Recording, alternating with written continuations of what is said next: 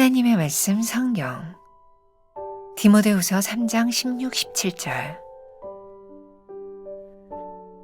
모든 성경은 하나님의 감동으로 된 것으로 교훈과 책망과 바르게 함과 의로 교육하기에 유익하니 이는 하나님의 사람으로 온전하게 하며 모든 선한 일을 행할 능력을 갖추게 하려 함이라.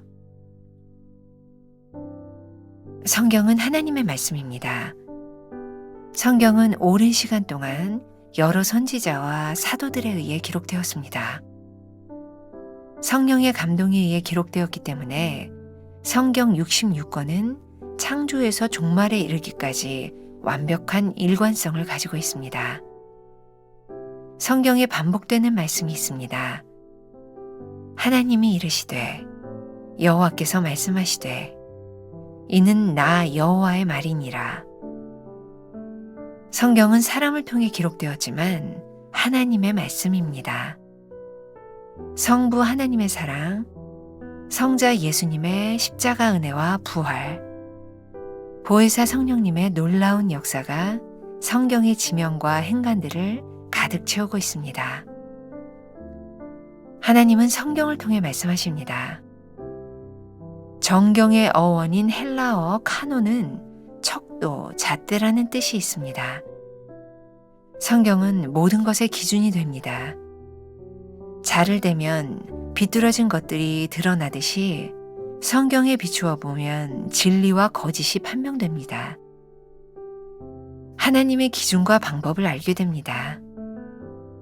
그래서 성경은 교훈과 책망과 바르게 함과 의로 교육하기에 유익합니다.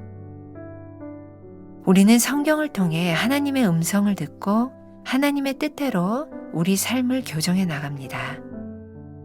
말씀대로 순종하여 하나님의 사람으로 온전케 되어 갑니다. 말씀이 육신이 되신 분이 예수님입니다. 예수님 안에는 태초에 천지를 창조하신 하나님의 말씀의 능력이 있습니다. 성령을 통해 예수님의 말씀을 믿고 하나님의 뜻에 순종할 때 우리 삶에 새로운 창조가 일어납니다. 흑암이 물러가고 빛이 비치며 혼돈 가운데 질서가 생겨날 것입니다. 공허한 삶이 풍성하게 채워지며 생명과 생기로 가득 차게 될 것입니다. 하나님 말씀 속에 담긴 능력을 믿습니까? 나는 성경이 하나님의 말씀임을 믿습니까? 말씀을 통해 내 삶이 새롭게 창조되어 가고 있습니까? 오늘은 5월 13일입니다. 하나님의 말씀 성경이라는 주제를 가지고 말씀을 나누려고 합니다. 오늘도 역시 믿음이라고 하는 것은 무엇인가? 바로 하나님의 말씀을 믿는 것. 디모데후서 3장 16절과 17절은 아주 유명한 말씀이죠. 하나님의 말씀이 우리를 어떻게 인도하는가. 이 성경에 대한 권위에 대한 말씀을 우리들에게 들려주고 있어요. 오늘은 제가 이 묵상 가운데서 우리 신앙의 선배들 중에 세 분의 글을 여러분들에게 좀 읽어드리려고 하고, 이 글이 하나님의 말씀에 대하여 우리들에게 참 잘 설명해 주고 있다는 생각이 들어요. 하나님의 숨결은 이렇게 시작을 하고 있죠. 성경은 하나님의 말씀입니다. 성경 66권. 성경을 보면 아주 일관성 있게 반복되는 구절들이 있어요. 하나님께서 이르시되 여호와께서 말씀하시니 나 여호와니라. 성경은 사람을 통해 기록되었지만 이 사람을 통해 기록된 이 말씀을 통하여 하나님이 말씀하고 계세요. 어떤 분이 그런 이야기를 하는 걸 들었어요. 이제는 돌아가셨지만 빌리 그레함 목사님의 설교를 들으며 그분의 설교가 특별히 흥미있는 어떤 메시지, 특별한 예화 그런 게 있는 게 아닌데, 빌리 그레함 목사님의 말씀이 능력이 있고 변화가 일어나는 이유는 무엇인가? 빌리 그레함 목사님의 설교를 들어보면 계속 반복되는 표현이 있어요. Bible says, Bible said. 성경이 말씀하기를, 성경이 말씀하십니다.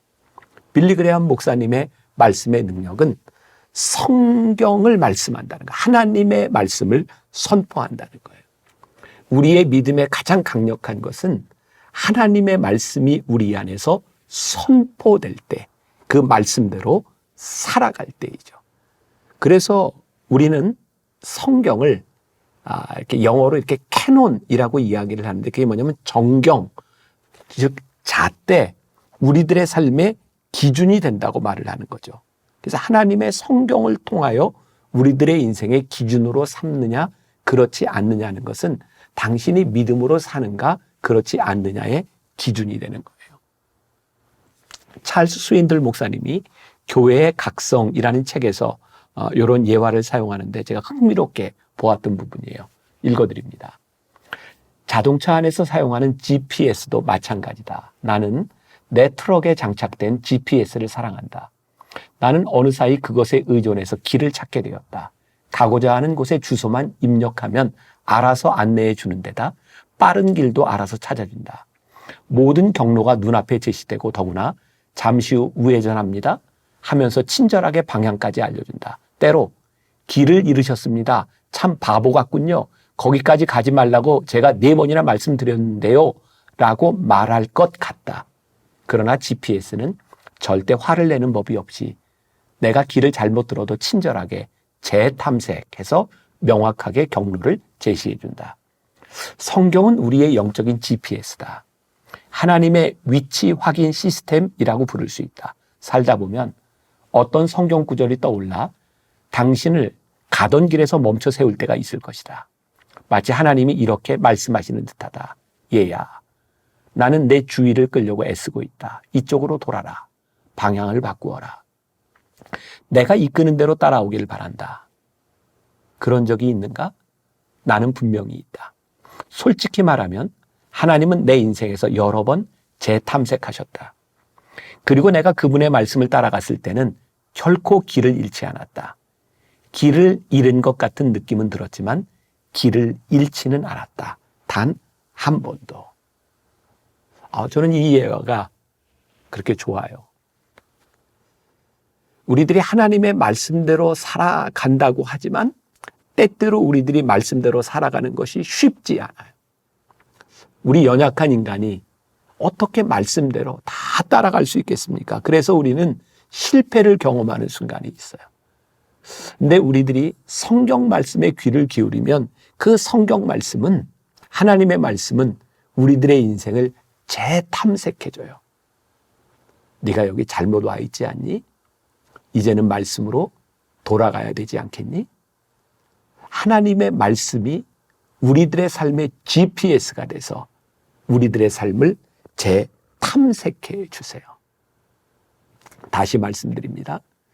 우리가 믿음으로 하나님의 말씀대로 살아간다고 하는 것이 우리들의 삶에 실수를 없이 하거나 우리들의 인생을 퍼펙트하게 만들어줄 수 있다는 것이에요. 우리는 그런 능력이 없어요. 그런데 우리들이 하나님의 말씀을 기준으로 살아가면 잘못된 우리들의 삶을 교정하시고 잘못된 우리들의 삶을 새로 인도하시는 하나님의 손길을 우리들이 경험하게 됩니다. 믿음으로 산다고 하는 것은 우리들이 하나님의 말씀을 따라 살아가는 것이구나. 기도의 사람이었던 조지 뮬러도 우리가 이제 기도의 사람으로 알고 있지만 그에게 있어서 말씀이 얼마나 중요했는지를 설명해 주는 글이 하나 있어요. 조지 뮬러가 쓴 기도가 전부 응답된 사람이라는 책에 보면 이런 구절이 있어요. 성경과 말씀을 바라보라. 나는 하나님의 말씀을 통해 혹은 하나님의 말씀의 연관 관계 속에서 하나님의 영의 뜻을 찾으려고 노력한다. 성령과 하나님의 말씀은 언제나 결합되어 있다. 만일 내가 말씀을 외면하고 성령만 바라본다면 역시 망상과 착각에 나 자신을 그대로 노출하게 될 것이다.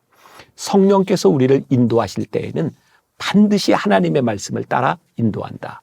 성령과 말씀이 상반되는 경우는 절대 발생하지 않는다.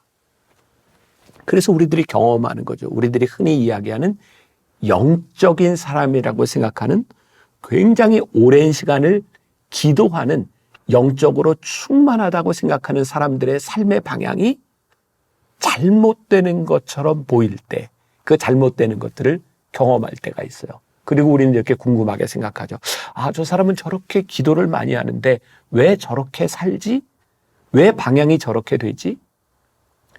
우리들이 기도하는 영적인 상황들, 성령님의 인도하심이 하나님의 말씀으로 증명되고 하나님의 말씀으로 인도함을 받지 못한다면 우리들이 성령의 인도하심이라고 생각하는 우리의 감정적인 것들은 많이 잘못될 수 있어요. 그래서 우리들이 기도한 다음에 우리들이 성령님의 인도하심을 구한 다음에는 하나님의 말씀이 우리들에게 기준이 되도록, 하나님의 말씀이 우리를 훈련하도록, 하나님의 말씀이 우리를 인도하도록 말씀을 보는 것이 굉장히 중요한 일이겠죠. 저는 목회자니까 실제적으로 우리 교인들의 삶에서 나타나는 어떤 이단이나 혹 기도를 많이 한다고 하는 영적인 사람들의 어떤 말에 대하여 휘둘리는 경우들을 참 많이 봐요. 사람들은 참 신기하죠. 영적이라고 생각하는 사람들의 말에 대하여 굉장한 두려움을 느껴요. 그런데 그 영적이라고 하는 그 영적임, 그것이 하나님의 말씀인지에 대한 기준이 우리들에게 분명히 서 있으면 우리는 그렇게 영적이라는 것에 그렇게 쉽게 현혹되지 않을 수 있어요. 제 말을 잘 이해하셔야 돼요. 우리들의 삶에 성령님의 인도하심을 받는 영적인 신앙생활이 결코 잘못된 것이 아닌데 그 영적인 신앙생활이 하나님의 말씀 앞에서 검증되지 않는다면 우리들이 영적이라고 하는 것이 우리의 감정에 함몰될 수 있다는 거예요. 그래서 우리의 신앙생활은 하나님의 말씀 그리고 성령의 인도하심이 균형을 잘 맞춰야 되는 것이죠. 그래서 오늘 여러분들에게 또 이제 권면하고 또 여러분들에게 도전을 하고 싶은 것, 여러분들이 기도하고 여러분들의 영적 생활이 깊어질 때 우리의 삶을 인도하시는 하나님의 말씀에 우리들이 인도함을 받고 있는가, 그 부분을 분명히 생각할 필요가 있을 것 같아요.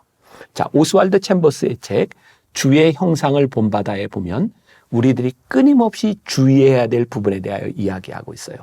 귀 기울여서 잘 들어보세요.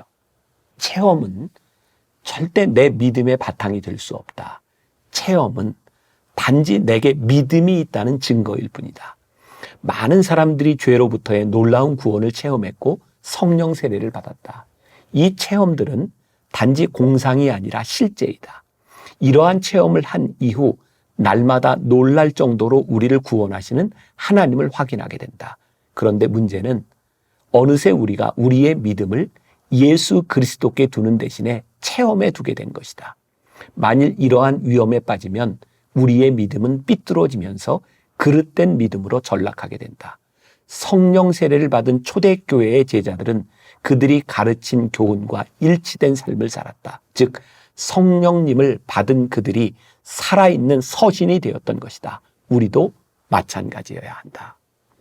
우리가 성령님의 인도하심을 받는다면 우리들의 삶에서 예수님의 삶의 모습이 나타나야 되는 거예요. 그래서 성경은 이 성령의 열매에 대해서 이야기를 하고 있는 거예요. 우리들이 성령을 받았다면 성령님의 뜻대로 살아가는 사람이라면 그 삶을 통해서 성령의 열매가 제대로 드러나야 되는 거죠. 그 열매가 무엇을 가지고 구분해요? 하나님의 말씀을 가지고 구분하고 그 말씀이 우리들에게 기준이 되는 것이죠. 오늘 말씀이 여러분들의 믿음의 근본이 될 수 있기를 간절히 소원합니다. 기도하겠습니다. 하나님의 말씀이 우리 믿음에 얼마나 중요한지를 또 깨닫게 하셨습니다. 우리의 영적 생활에 하나님의 말씀이 기준이 되는 것, 그렇게 흔들리지 않는 믿음 가운데 또 오늘 하루를 승리하는 거룩한 주의 백성들이 되게 하여 주옵소서. 예수님의 이름으로 기도했습니다. 아멘.